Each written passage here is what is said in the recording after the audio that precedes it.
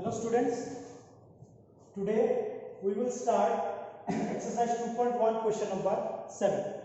Previous class में हम लोगों ने exercise 2.1 के question नंबर 1 से लेकर 6 तक हम लोगों ने सॉल्व किया था पिछले क्लास में। तो आज हम शुरू करने वाले हैं exercise 2.1 के question नंबर 7। ठीक है, अच्छा क्वेश्चन नंबर 7 पे क्या बोला है देखते हैं। Let a is equal to 1, 2, b is equal to 1, 2, 3, 4, c is equal to 5, 6 and d is equal to 5, 6, 7, 8. Verify that a cross b intersection c equal to a cross b intersection a cross c. ठीक है, so my dear student, यहाँ पे हमको करना क्या है, हमें set A, set B, set C, set D question पे दे दिया है। ठीक है, तो यहाँ से हमें पहले इस क्वेश्चन को सोल्व करना है। A cross B intersection C is equal to A cross B intersection A cross C. तो क्या करेंगे, पहले एलएचएस पार्ट का हम इस पोर्शन को सोल्व कर लेंगे, बी इंटरसेक्शन सी। तो उसको हम पहले सोल्व करते हैं, B intersection C. B intersection C का मतलब है बी और सी के बीच में कॉमन एलिमेंट। तो बी और सी के बीच में कॉमन एलिमेंट क्या होगा, यहाँ पे और यहाँ पे कॉमन एलिमेंट क्या होगा, बी और सी के बीच में। बी और सी के बीच में हमें दिखाई दे रहा है यहाँ पे कोई भी कॉमन एलिमेंट नहीं है, क्योंकि यहाँ पे 1, 2, 3, 4 है, यहाँ पे 5, 6 है, दोनों पे कोई भी कॉमन एलिमेंट नहीं है। तो मतलब इसका आंसर होगा 5। क्लियर है यहाँ तक? ओके, अब हम चेक करते हैं एलएचएस पार्ट। एलएचएस पार्ट पे क्या बोला है, एलएचएस पार्ट पे बोला है कि ए क्रॉस बी इंटरसेक्शन सी। ठीक है, तो यहाँ पे होगा ए क्रॉस बी इंटरसेक्शन सी का वैल्यू आपको क्या मिला, पाई। तो एक के साथ पाई का क्रॉस प्रोडक्ट निकालोगे तो रिजल्ट क्या आएगा, पाई ही आएगा। That is your answer. अब आप आओगे आरएचएस पार्ट पे। आरएचएस पार्ट सॉल्व करने से पहले इंडिविजुअली आपको ए क्रॉस बी और ए क्रॉस सी का वैल्यू निकालना होगा। तो पहले हम ए क्रॉस बी को निकाल लेते हैं। ए क्रॉस बी क्या होगा, पहले ए क्रॉस बी और ए और बी का डाटा लिख लेते हैं। यहाँ पर ए का डाटा है 1, 2 क्रॉस बी का डाटा है 1, 2, 3, 4 और उसका क्रॉस प्रोडक्ट निकालते हैं। कैसे होगा, 1,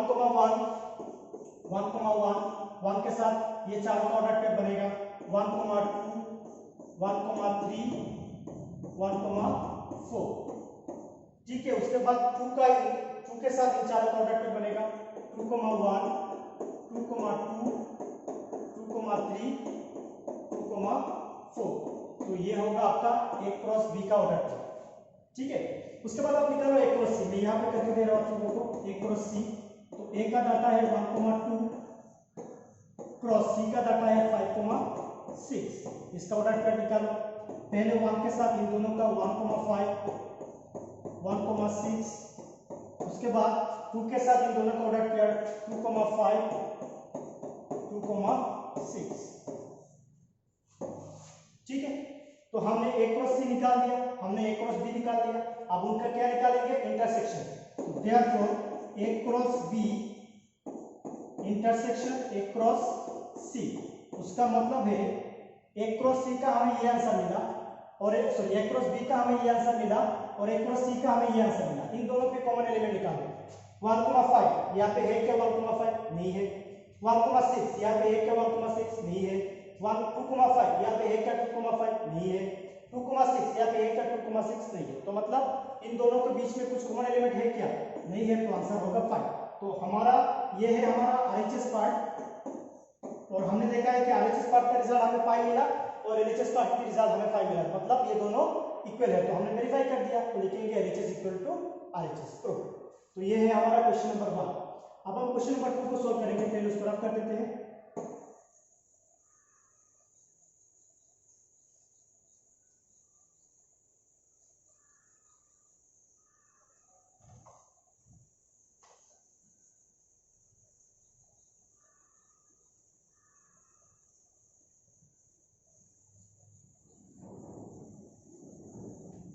यहाँ से अगर नहीं लिख पाते हो तो यहाँ पे डायरेक्ट आंसर लिखा हुआ है, आप यहाँ से भी लिख सकते हो माय स्टूडेंट, कोई दिक्कत नहीं। यहाँ से भी लिखो या मैंने जो करके दिया वहां से लिखो, कोई दिक्कत नहीं, कहीं से भी उठा सकते हो। अब देखो क्वेश्चन नंबर 2 पे क्या बोला है, A cross C is a subset of B cross D. मतलब ए क्रॉस सी का जो रिजल्ट होगा वो बी क्रॉस डी का सबसेट होगा। तो पहले हम ए क्रॉस सी को निकाल लेते हैं। ऑलरेडी हमने निकाल दिया था, उसको मैंने रब कर दिया। तो फिर भी मैं उसको निकाल देता हूँ। मेरे पास a क्रॉस c का रिजल्ट यहाँ पे है, मैं यहाँ से उसको डाल दूँ क्योंकि ऑलरेडी मैंने थोड़ी देर पहले किया है। तो वहाँ पर मुझे क्या रिजल्ट मिला 1,5 1,6 2,5 2,6। तो ये मिला मुझे a क्रॉस c। अब हम b क्रॉस d को निकालेंगे, उसको हमने पहले नहीं निकाला है, तो b क्रॉस d को निकाल लेते हैं। b क्रॉस d, b का डाटा है 1 2 3 and 4, उसके साथ क्रॉस प्रोडक्ट होगा d, d में क्या है 5 6 7 8। ठीक है, अब उसको आंसर निकालेंगे एक एक करके। पहले 1 के साथ ये चारों का ऑर्डर पे बनेगा 1,5 1,6 1,7 1,8। 1 का काम हो गया, 1 का काम हो गया। अब 2 के साथ इन चारों का अगेन ऑर्डर पे बनेगा 2,5 2,6 2,7 2,8। ठीक है, अब 2 का भी हो गया। अब हम 3 के साथ निकालेंगे 3,5 3,6 3,7 3,8। 3 का भी हो गया। अब हम 4 का निकालेंगे 4,5 4,6 4,7 4,8। तो ये है हमारा b क्रॉस c का आंसर। अब हमें क्या चेक करना है, a cross c is a subset of b cross d, मतलब a क्रॉस c में जो भी एलिमेंट है वो b क्रॉस d में होना चाहिए, है क्या, हम चेक कर लेते हैं। 1,5 यस 1,5 प्रेजेंट है, 1,6 यस 1,6 प्रेजेंट है, 2,5 यस 2,5 प्रेजेंट है, 2,6 यस 2,6 प्रेजेंट है। तो मतलब a cross c is a subset of b cross c। a cross c का सारा एलिमेंट b क्रॉस d में बिलोंग कर रहा है, तो इसका आंसर क्या होगा, a cross c is a subset of b cross d। तो यही आपका आंसर, हेंस आप नीचे लिख लेना, hence a cross c is a subset of b cross d, that is your answer. तो आई होप आप लोगों को क्वेश्चन नंबर 7 भी समझ में आया है। अब हम जाते हैं क्वेश्चन नंबर 8 पर। क्वेश्चन नंबर 8 में क्या बोला है स्टूडेंट, यहाँ पे लेट a इक्वल टू आपको एक सेट दिया हुआ है 1,2, b इक्वल टू आपको दिया हुआ है 3,4, राइट a क्रॉस b। पहले हमें a क्रॉस b निकालना है, तो हम निकाल लेते हैं a क्रॉस b। पहला काम हम पहले में कर लेते हैं, a क्रॉस b हम निकाल लेते हैं। a क्रॉस b क्या होगा 1,2 क्रॉस 3,4। तो ये हम पहले कर लेते हैं, क्या होगा आंसर होगा 1,3 1,4। ये तो अभी सबको आ जाना चाहिए क्योंकि बहुत सारा क्वेश्चन मैंने क्रॉस b का कर दिया है, तो ऑलरेडी आपको रूल मालूम है, तो मैं थोड़ा स्पीड से कर रहा हूँ। यहाँ पर 2,3 2,4। तो यहाँ से हमने पहले क्वेश्चन का आंसर निकाला। अब दूसरे क्वेश्चन में क्या बोला है, how many subset will a cross है, a क्रॉस b में कितने सबसेट हो सकता है, मतलब a क्रॉस b का कितना सबसेट हो सकता है। तो वो सबसेट निकालने का फॉर्मूला मैंने आप लोगों को सेट में बताया था। अगर एक सेट a है, एक सेट a है और उसमें 1 2 3 है, 1 2 है, तो उसका कितना सबसेट उसका होगा, उसका निकालने का फॉर्मूला हमने क्या बोला था, उसका निकालने का फॉर्मूला हमने बोला था 2 टू द पावर n। मतलब हम क्या करते थे 2 टू द पावर, इसमें कितना एलिमेंट है 2 है, तो 2 स्क्वायर, तो 2 स्क्वायर का मतलब 4 है, तो इसका 4 सबसेट हो सकता है। यही फॉर्मूला हमने सेट में पढ़ा था, तो वही कॉन्सेप्ट यहाँ पे भी होगा। तो कितने सबसेट होगा वो निकालने के लिए हम यही फॉर्मूला अप्लाई करेंगे यहाँ पर। तो आप लिखोगे how many subset will have, therefore the set of a cross b has, आप लिखोगे फॉर्मूला लिखोगे आप a क्रॉस b हैज, ये वाला क्वेश्चन यहाँ से लिख लेना, a cross b has formula लिखोगे 2 टू द पावर m। अब ये m क्या है, m का मतलब है a क्रॉस b में कितना एलिमेंट है, कितना है 1 2 3 4। तो आप लिखोगे यहाँ पे 2 to the power 4, 2 to the power 4 का वैल्यू कितना है 16, मतलब 16 सबसेट यहाँ पे होगा। कितना सबसेट होगा 16 सबसेट यहाँ पे होगा, दैट इज योर आंसर। उसके बाद बोला है कि लिस्ट देम, मतलब लिस्ट देम सारे को लिखो। पहले बोला है कि कितने सबसेट होगा, मैंने बोला 16 सबसेट होगा, यही तक मेरा दूसरा वाला क्वेश्चन का आंसर खत्म। तीसरे वाला पे बोला है कि लिस्ट देम, मतलब उसको लिखो, वो 16 सबसेट को आप लिखो। कैसे लिखोगे, ये भी इजी है, हम कैसे लिखेंगे, हम उसको पहले रफ कर देते हैं नीचे वाले को। तो वो लिखने के लिए तो ये भी आप लोगों ने चैप्टर 1 पे आप लोगों ने पावर ऑफ सेट पढ़ा था, पावर ऑफ सेट में आप लोगों ने ऑलरेडी कर दिया है, वही काम वहां पे करना है। तो लिस्ट हम कैसे करेंगे, यहाँ पे देखो मैं यहाँ पे ऑलरेडी करके दिया है, यहाँ से आप देख लो। जैसे कि पहले हम पाई लिखेंगे, क्योंकि always pi is a subset of every element, every set, जितने सारे सेट है सबका सबसेट पाई हमेशा रहता है, तो पाई को आप पहले लिखोगे। उसके बाद यहाँ पे कितना एलिमेंट है 1 2 3 4, इंडिविजुअली एक एक करके एक बार होगा, तो 1,3 एक बार, 1,4 एक बार, 2,3 एक बार, 2,4 एक बार आ जाएगा। उसके बाद दो दो करके लिखो, जैसे कि उसके साथ दो 1,3 1,4, 1,3 2,3, उसके बाद 1,3 2,4 लिख रहे हैं ना। उसके बाद 1,4 2,3, देखो 1,4 2,3, उसके बाद 1,4 2,4, 1,4 2,4, उसके बाद 2,3 2,4, 2,3 2,4, तो दो दो करके हमने लिख लिया। अब हम तीन तीन करके लिखेंगे 1 3 1 4 2 3, यहाँ पे देखो 1 3 1 4 2 3, उसके बाद 1 3 1 4 2 4, यहाँ पे देखो 1 3 1 4 2 4, उसके बाद 1 3 2 3 2 4, 1 3 2 3 2 4, उसके बाद चारों को एक साथ सॉरी अरे रह गया 1 4 2 3 2 4, 1 4 2 3 2 4, उसके बाद चारों का एक साथ 1 3 1 4 2 4। अब काउंट करो 16 होगा, 1 2 3 4 5 6 7 8 9 10 11 12 13 14 15 16, तो यहाँ पे 16 एलिमेंट आया है, 16 सबसेट होगा यहाँ से, ठीक है। तो ये भी बहुत इजी क्वेश्चन है, बहुत इंपॉर्टेंट क्वेश्चन है। तो आई होप आप लोगों को क्वेश्चन नंबर 1 भी समझ में आया है। नाउ माय डियर स्टूडेंट, हम नेक्स्ट क्वेश्चन पे जाते हैं, that is question number 9। Question number 9 पे क्या बोला है student, if a and b are two sets such that n of a is equal to 3, n of a is equal to 3, n of b is equal to 2, और यहाँ पे बोला है कि if x, y, y, 2, z, 1 are in a cross b, ये a cross b में होगा student, x, 1, y, 2 and z, 1 ये cross b में है। और भी एलिमेंट है लेकिन यहाँ से कुछ एलिमेंट दे दिया है, a cross b में कुछ एलिमेंट है वो दे दिए यहाँ पर। सो स्टूडेंट यहाँ से आपको बोलना है कि a और b क्या होगा, बहुत इजी है, मैंने आपको पहले भी बता दिया है।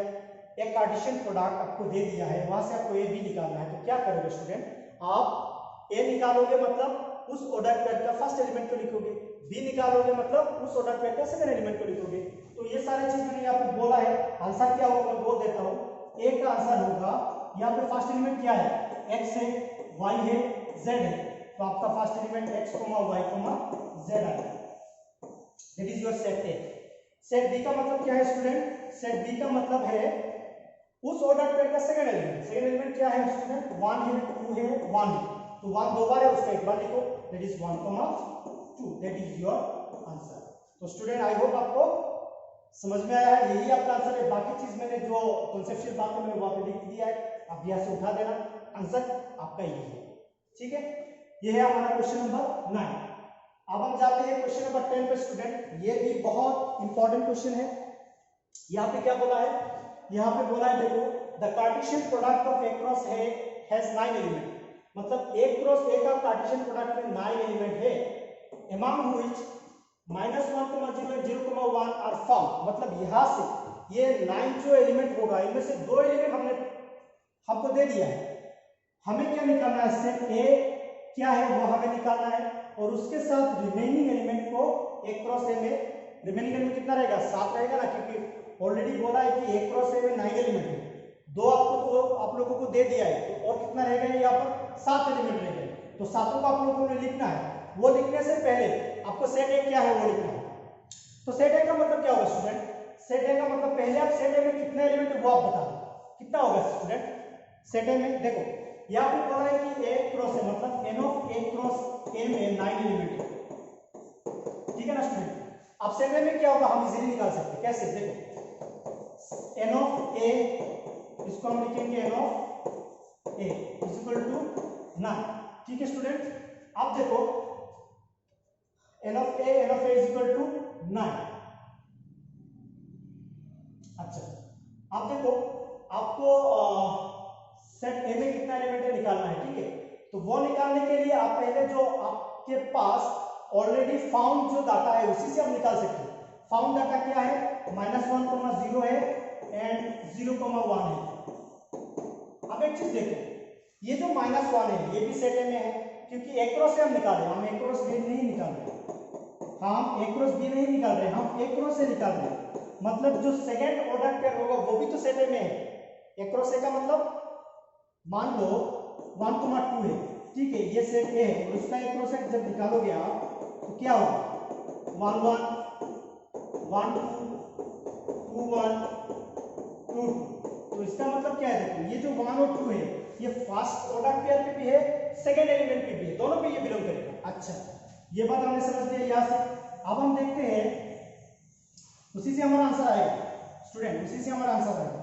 कैसे आएगा देखो, यहाँ पे ये जो -1 है ये भी सेट ए में है, 0 ये भी सेट ए में है, क्योंकि एक क्रॉस निकाले हैं ना, 0 ये भी तो सेट ए में है, 1 ये भी सेट ए। तो कितना एलिमेंट मिला यहाँ से, सेट ए में हमें कितना एलिमेंट मिला, -1 एक, उसके बाद 0, उसके बाद और एक 0, तो 0 हमने लिख लिया, उसके बाद होगा 1। तो 3 एलिमेंट हमें मिलेगा, -1 0 1।